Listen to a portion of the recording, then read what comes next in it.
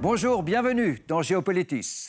La question est posée si, parmi les conséquences du Brexit, le Royaume-Uni devait se disloquer. Au sommaire, l'Écosse. Les Écossais ont voté largement contre le Brexit. Vont-ils se séparer des Anglais après plus de 3 siècles de mariage?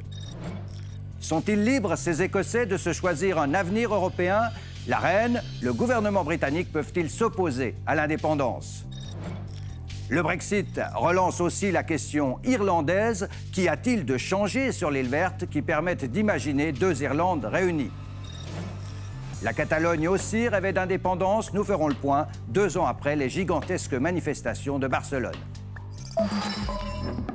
Get Brexit done. C'est par ces 3 mots, réalisons le Brexit, que Boris Johnson a triomphé dans les élections de décembre, mettant un terme à 3 ans d'atermoiement et de chaos. Sorti grand vainqueur des élections, jamais depuis l'époque de Margaret Thatcher, les conservateurs n'avaient remporté une telle majorité au Parlement.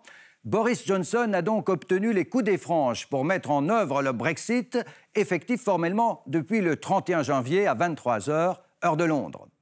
Voilà maintenant engagé l'acte 2, c'est-à-dire les négociations avec l'Union européenne. Tout reste à faire d'ici au 31 décembre pour régler tous les aspects des relations futures entre Londres et l'Union européenne. Et on verra avec notre invité que les marchandages s'annoncent laborieux, pour ne pas dire pénibles.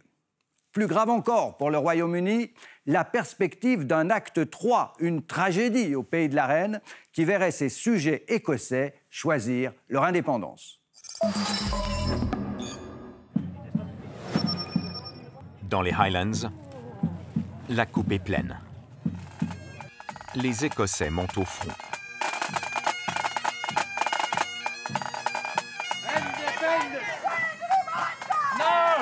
Nous voulons que l'Écosse soit un pays libre, indépendant, un partenaire égal au sein de l'Union européenne. Je ne veux pas que Westminster me dise quoi faire.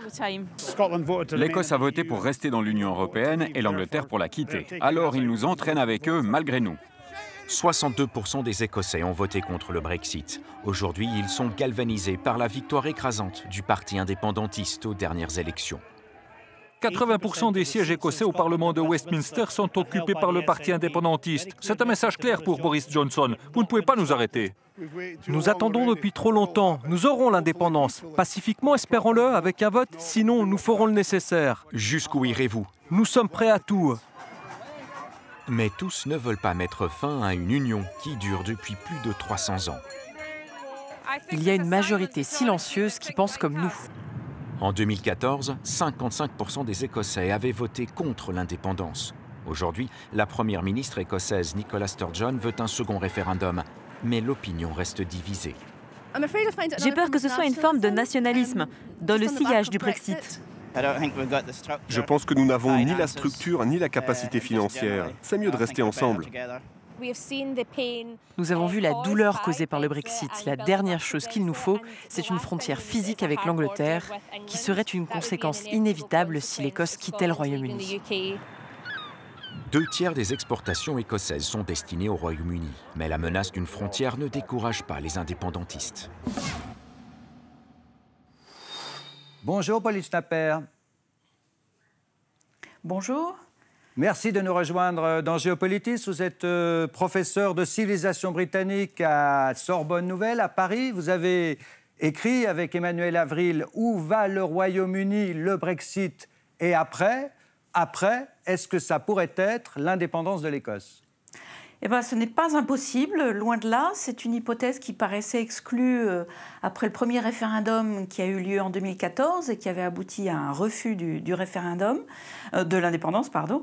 Mais avec le Brexit, la sortie du Royaume-Uni de l'Union européenne et le fait surtout que les Écossais avaient voté majoritairement pour rester dans l'Union européenne, la question de l'indépendance se repose et en tout cas les indépendantistes, les nationalistes écossais disent que pour ne pas sortir contre leur volonté de l'Union européenne, il faudrait que l'Écosse soit indépendante. Les indépendantistes ont raflé 80% des sièges lors des élections britanniques en décembre, 48 sièges sur 59 je crois. Est-ce que ce résultat traduit la force de cet élan indépendantiste ? Oui, le SNP, le parti indépendantiste écossais, est très puissant en Écosse. Il est au pouvoir au Parlement régional écossais depuis 2007 et favorisé, il faut le dire aussi, par le mode de scrutin en vigueur à Westminster qui donne un avantage très clair au parti qui arrive en tête. Il a raflé une très grosse majorité des sièges et c'est le cas depuis plusieurs années maintenant, depuis 2015. Donc c'est un parti qui est très puissant en Écosse. Ce qui ne veut pas dire qu'il peut imposer à Londres un deuxième référendum sur l'indépendance, puisqu'il faut l'accord, dans la Constitution britannique, il faut l'accord du gouvernement central de Londres pour qu'il y ait un tel référendum. Donc il ne suffit pas que le parti indépendantiste soit aussi fort en Écosse pour avoir l'assurance, disons, de ce référendum. Donc, si les Écossais par eux-mêmes devaient organiser un référendum sur leur indépendance, ce serait jugé illégal.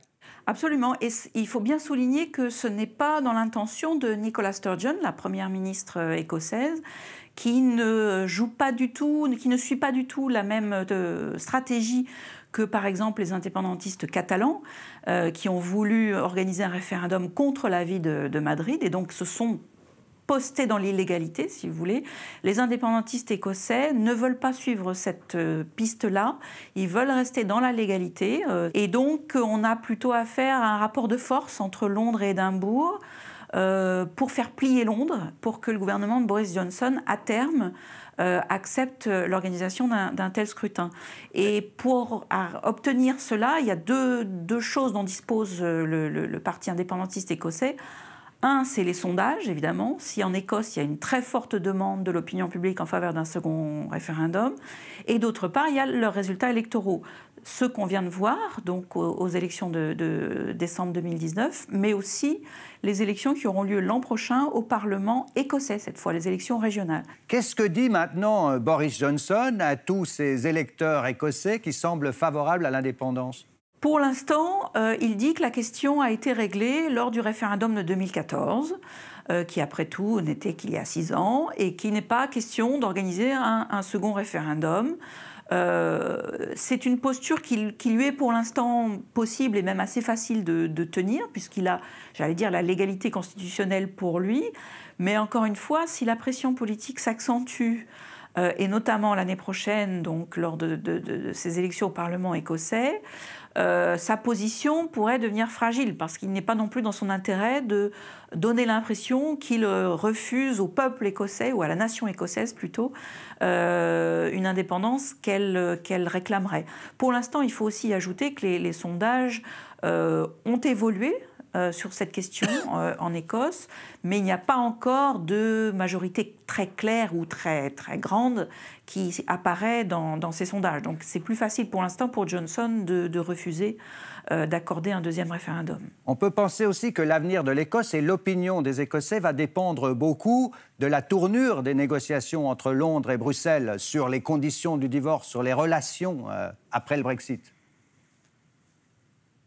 Oui, tout à fait. Ce qui se passe à Bruxelles aujourd'hui et jusqu'à décembre prochain, c'est-à-dire les négociations sur les futures relations entre l'Union européenne et le Royaume-Uni, pourraient avoir en tout cas une incidence très forte sur l'opinion publique écossaise. Parce qu'on ne sait pas encore si le gouvernement britannique et l'Union européenne se mettront d'accord sur des relations commerciales proches, où les produits britanniques auraient un accès facile au marché européen, ou si, et c'est plutôt dans cette direction qu'on semble aller en ce moment, le type d'accord qui est trouvé est un accord à minima, si vous voulez, voire pas d'accord du tout, ce qui n'est pas impossible.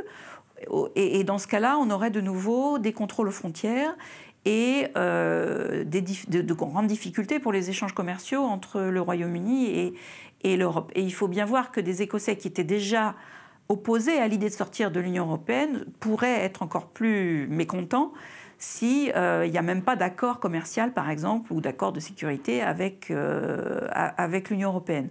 Donc l'opinion publique écossaise pourrait se radicaliser en faveur de l'indépendance à cette occasion. C'est très difficile à dire pour l'instant.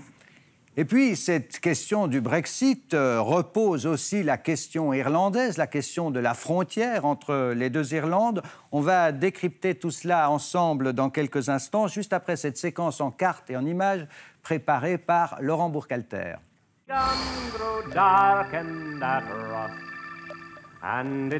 Une plongée dans l'histoire pour comprendre le présent. En 1916, l'île d'Irlande est entièrement sous domination britannique. Les nationalistes les plus radicaux se soulèvent à Dublin. Leur insurrection est réprimée, mais fait la renommée du parti Sinn Féin et de l'armée républicaine irlandaise, l'IRA. La guerre d'indépendance aboutit dès 1921 à la partition de l'île, entre l'Irlande du Nord, assujettie à la couronne britannique, et la République d'Irlande, indépendante. Nous sommes à Belfast, en Irlande du Nord. C'est ici que les communautés vont s'entre-déchirer au cours d'un conflit sanglant dès la fin des années 60, les troubles. D'un côté, la minorité catholique, victime de discrimination, aspirant à la réunification avec le Sud, et de l'autre, la majorité protestante, favorable au maintien dans le Royaume-Uni. Les tensions débordent, attaques sectaires, soulèvement des ghettos catholiques, manifestations, répression, attentats. Un combat sans merci entre d'un côté les Britanniques ainsi que leurs milices, et de l'autre l'IRA avec son allié politique, le Sinn Féin.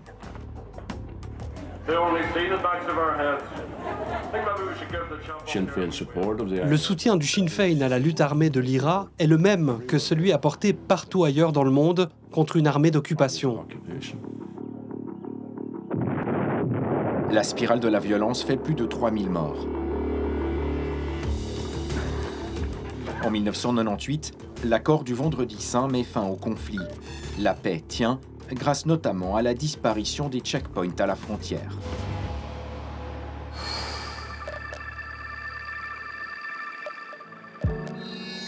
Le Brexit, la décision du Royaume-Uni de quitter l'Union européenne, remet tout en question.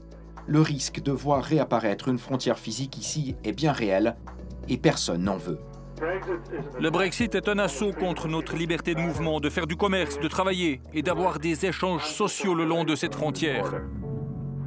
30 000 personnes franchissent la frontière chaque jour. Elle doit rester imperceptible. C'est tout l'enjeu des négociations entre Bruxelles et Londres. La solution?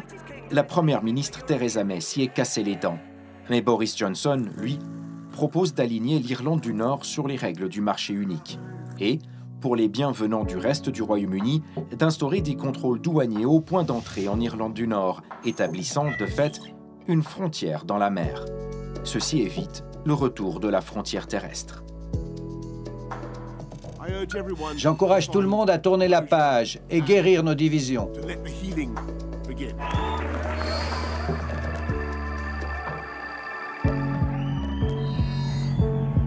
En République d'Irlande, le Sinn Féin réalise une victoire historique. Pour la première fois, il remporte un scrutin national, arrivant en tête des législatives de février. L'Irlande réunifiée, un cri qui résume la revendication principale du parti. Et puis, cet ancien chant, à la gloire des Irlandais qui résistaient aux Britanniques il y a un siècle.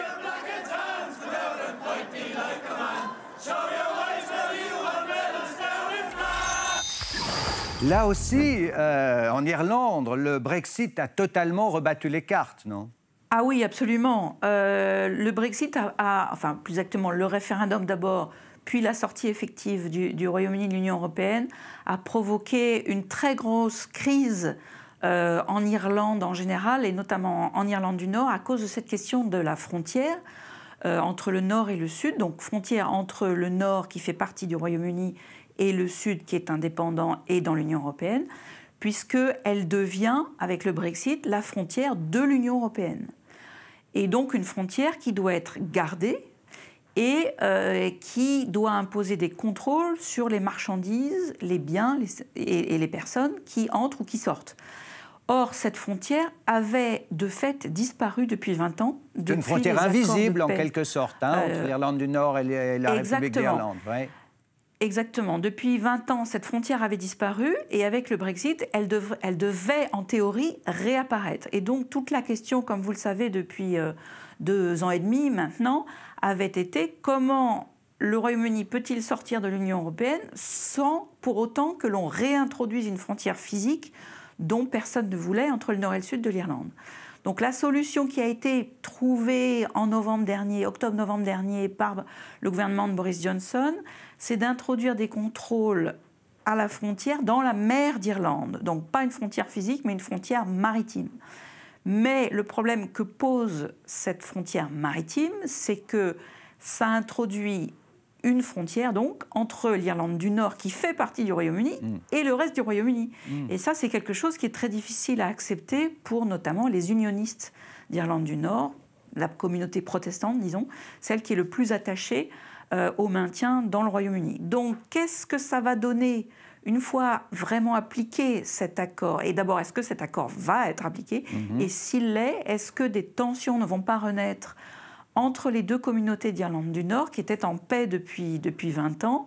C'est une grande question.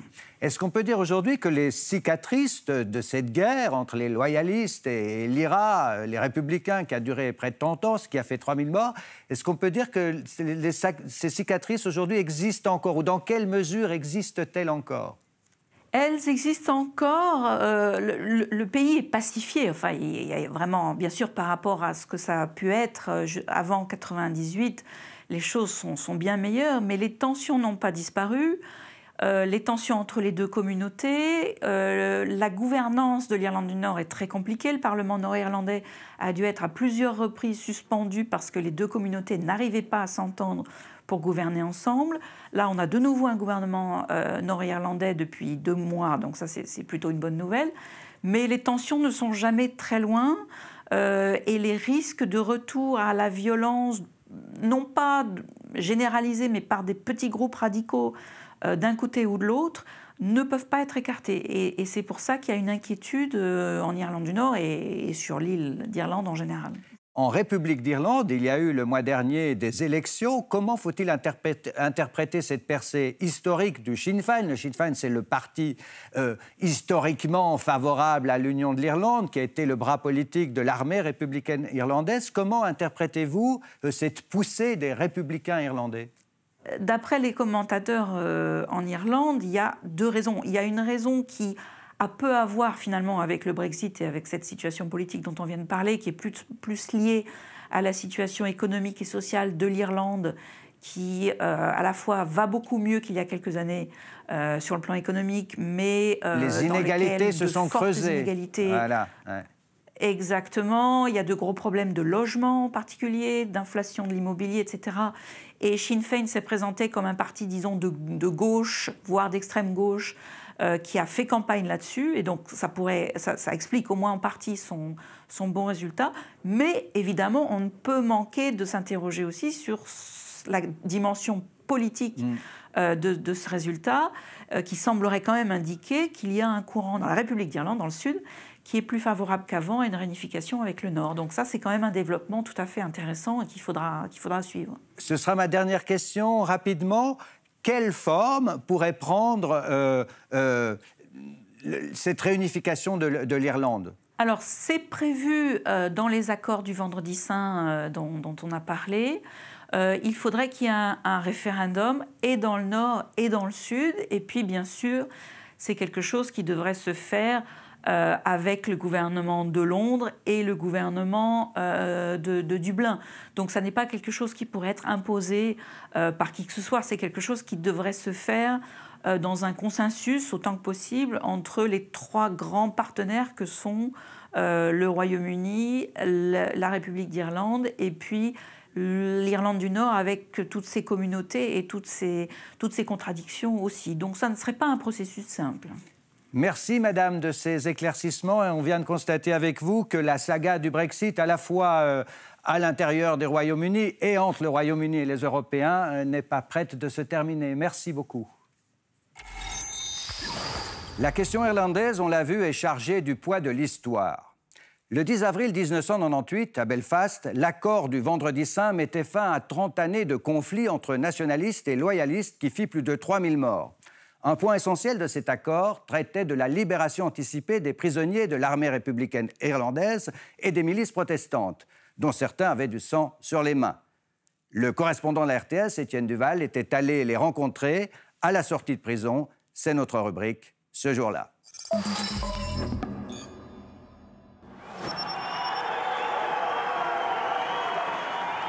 C'était le 10 mai, le jour historique où le Sinn Féin a approuvé les accords de paix. Avant de voter, les délégués accueillent en héros l'un des commandos les plus dévastateurs de l'IRA.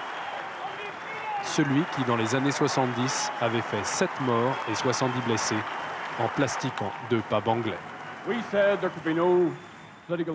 Nous avons dit qu'il ne peut y avoir aucun règlement pacifique tant que tous nos prisonniers ne seront pas libérés. Nous le pensons toujours. Les 4 détenus, relâchés pour l'occasion, sont retournés en prison.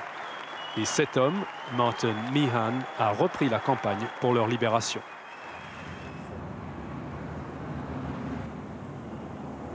L'éducation politique des membres de l'IRA a permis au Sinn Féin d'acquérir un véritable poids électoral dans les quartiers tels que celui-ci. Selon une expression que Martin Meehan reprend volontiers à son compte, la prison a été l'université du terrorisme. Le Sinn Féin est devenu un appareil qui mène campagne sur tous les fronts. Il lutte constitutionnellement contre la police et l'armée que l'IRA prenait pour cible.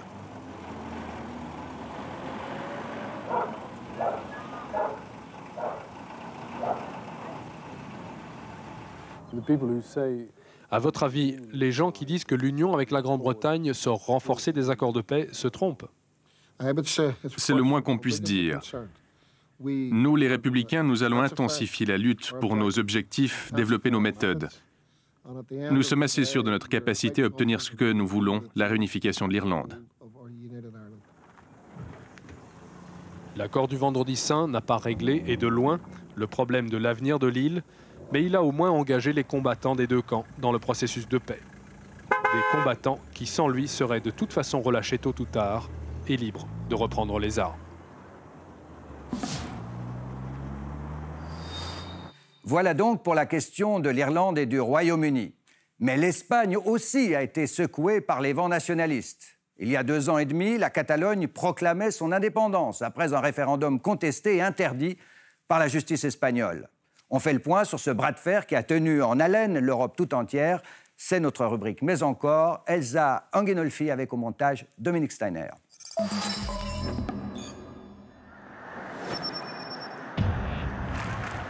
C'était en 2017. La révolte gronde dans les rues de Barcelone. Les indépendantistes catalans défilent par centaines de milliers. Nous sommes arrivés à un point de non-retour. Nous manifestons depuis des années et la porte est toujours close. Il faut faire un pas de plus. Dans l'autre camp, les unionistes espagnols, hostiles à l'indépendance, se mobilisent aussi et entonnent l'hymne national au cœur de la plus grande ville catalane. Le sort de cette région plonge le pays dans une crise politique sans précédent depuis la fin de la dictature en 1975. Le 1er octobre 2017, malgré l'interdiction de la justice, le gouvernement régional organise un référendum d'autodétermination. Les images des altercations avec la police espagnole devant les bureaux de vote font le tour du monde. Les séparatistes revendiquent une victoire écrasante et 4 semaines plus tard, le Parlement catalan, déserté par l'opposition, vote l'indépendance.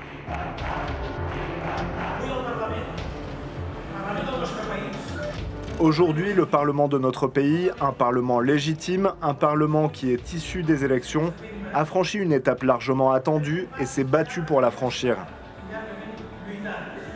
Le Premier ministre espagnol Mariano Rajoy convoque une réunion de crise de son cabinet le jour même. La riposte est immédiate, le Parlement catalan est dissous et la région mise sous tutelle. Comme l'avait annoncé le roi d'Espagne quelques jours plus tôt, le pays ne cédera pas. L'Espagne doit faire face à une inacceptable tentative de sécession sur une partie de son territoire national.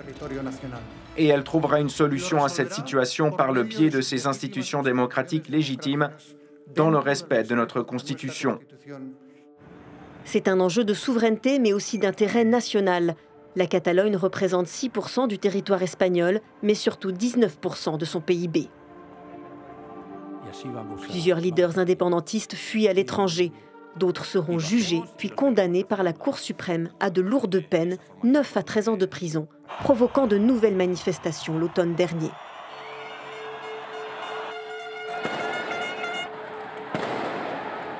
Le dialogue fragile a repris entre Madrid et Barcelone, mais les indépendantistes maintiennent la pression.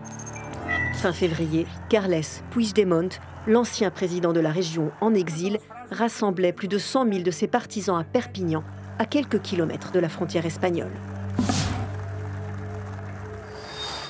Si vous souhaitez prolonger cette émission chez vous, je vous recommande la lecture de l'excellent ouvrage de notre invité, coécrit avec Emmanuel Avril, « Où va le Royaume-Uni, le Brexit et après ?» C'est paru l'année dernière aux éditions Odile Jacob.